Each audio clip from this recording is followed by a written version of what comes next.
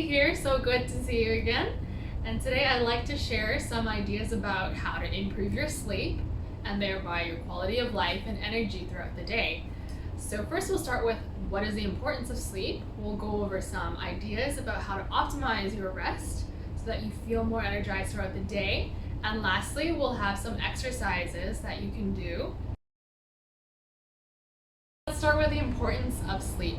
To some, rest is idle and a waste of time, and perhaps somehow by staying up later and sleeping less makes you a stronger person, but that can be further from the truth, because when you're resting, your brain is actually more active than when you're awake, and it's when you rest that you're able to cleanse the toxins from your body. Memory is consolidated at night, and very important things go on while you're resting. For example, when you're growing, it's really good to make sure you do get at least 9 hours of sleep optimally, and then if you're an adult, 7 to 8 at least. For if you're sleeping less than 6 hours a night, that can lead to things like accidents at worst, or at best your mood, your energy levels will all be affected. So not only yourself, but those around you could benefit from you having a good night's rest. Small changes over time is what makes the greatest impact. So just trying one or a few of these things, incorporating them into your daily habits. You might not see results right away, but it's the consistency over time that will give you the greatest results.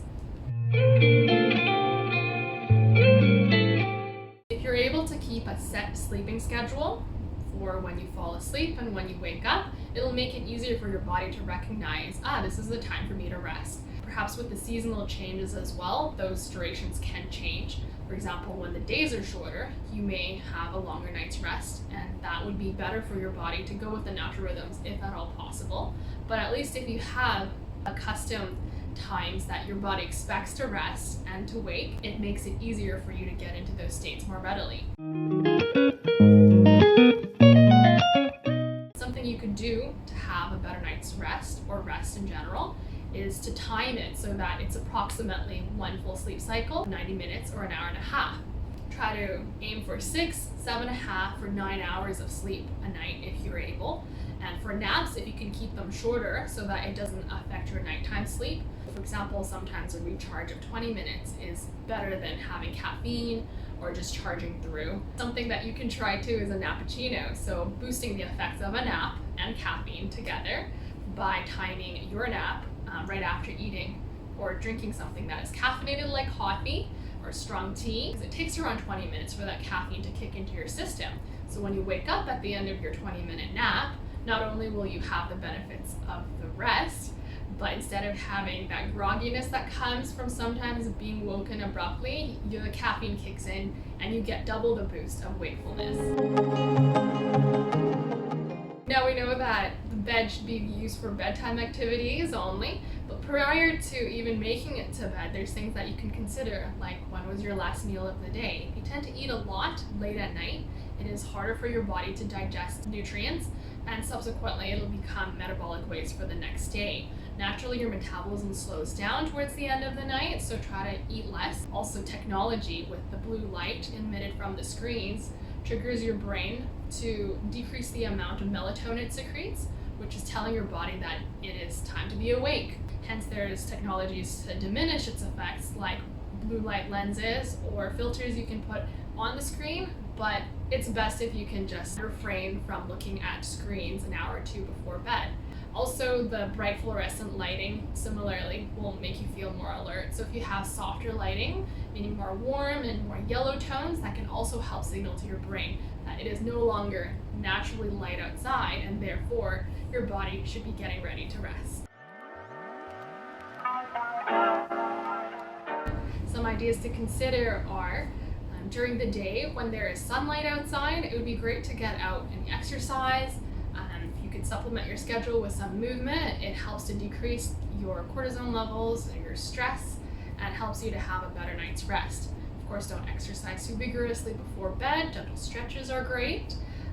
But in areas of the world where you don't get enough sunlight to get the optimal vitamin D levels in your body, you can supplement, preferably with oil-based vitamin D supplement so that it is more readily absorbed. And naturally, vitamin D is found in fish, in egg yolks, in mushrooms. So you can also fortify your diet with foods that are more rich in vitamin D. And at nighttime with melatonin, sometimes people take that an hour before bed as well.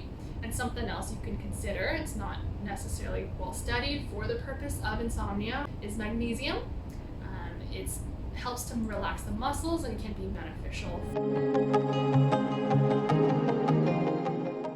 Some simple exercises you can try include diaphragmatic breathing, massaging some acupuncture points, as well as when you're lying in bed, something to try to get more comfortable and relaxed to help you gain a deeper level of sleep.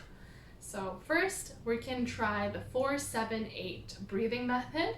So it helps to reduce your stress and your blood pressure, helps to manage pain, and it also gives you greater clarity of mind. So when you're in any time that you're feeling more anxious or stressed, or perhaps trying to fall asleep, you can try this. So inhaling through the nose for 4 counts. You can do that together. You can hold it at the top for 7. You can feel the tension of the belly, and then you can let it go through the mouth for 8 counts. And you can repeat that process, inhaling through the nose, feeling the chest rise, followed by the belly. You can even put your hand there to bring consciousness and awareness to the filling, and then after your 7 counts of hold, releasing it for 8 counts through the mouth. And watching everything fall down once more. 3 points that you can try massaging throughout the day are on your wrist, your forehead, and on the back of the neck. On the wrist, we have Shenmen, or spirit door. So this is a great point for tonifying the heart, and it helps to relax the mind. So where you can find that is at the base of your hand. You'll feel a bit of achiness near the tendon. You can press and hold for a minute, or you can do some small circles. And then the second one is in the middle of the forehead here, between the eyebrows. Some call it the third eye, or in traditional Chinese medicine, it is the yin tongue, or hall of yin. So you can put some pressure here. And lastly, on the back of your neck, you can find the groove of your muscle, and where it meets the base of your skull, there's a bit of an indentation. So between that and the bottom of your ear, you'll find a point on the muscle, which is called anmian, or restful sleep. And you can just feel around the base of the skull for the most tender spot, and that will likely be it. So you can massage that, again, little circles, or you can hold it with moderate pressure, just to the point of feeling that achiness. You can do that a few times to help with neck tension relief as well. And lastly, if you're lying in bed, you can't fall asleep. If there's anything that's keeping you up at night, like racing mind, you can write it down, journaling, or just writing down the thoughts that are running through your mind, so you have somewhere physically to put them down instead of storing them and trying to remember them the next day. As well as physically getting comfortable, you can try the happy baby pose and hold that for about 5 minutes. So sinking your back into the bed, you can have your knees a little bit farther apart, a little further than hip width apart, and just hold that using the least amount of muscles as you can. And then after doing that for about 5 minutes, you can slowly rock from side to side, just letting the weight of your leg bring you from one side to another. So not forcing anything, but just slightly extending the leg of the direction you're going towards, and letting gravity pull you over.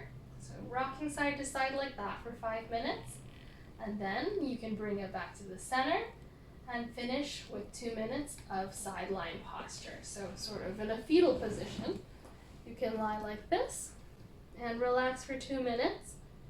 And after that, you can slowly roll back onto your back, and you'll enter a more deep state of relaxation, which will help you to have a better night's sleep. Now, if you don't sleep on your back, but normally sleep on your side, you can do that as well. It's preferable to have some padding between your knees and your arms so that you can maintain a neutral spine.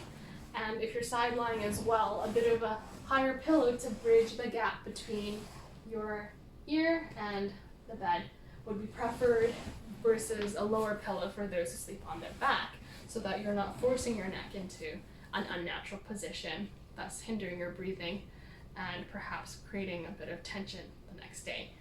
So those are some ideas for improving your sleep and rest and overall well-being.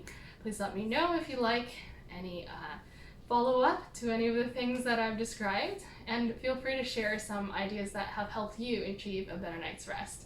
Thanks, and until next time, bye!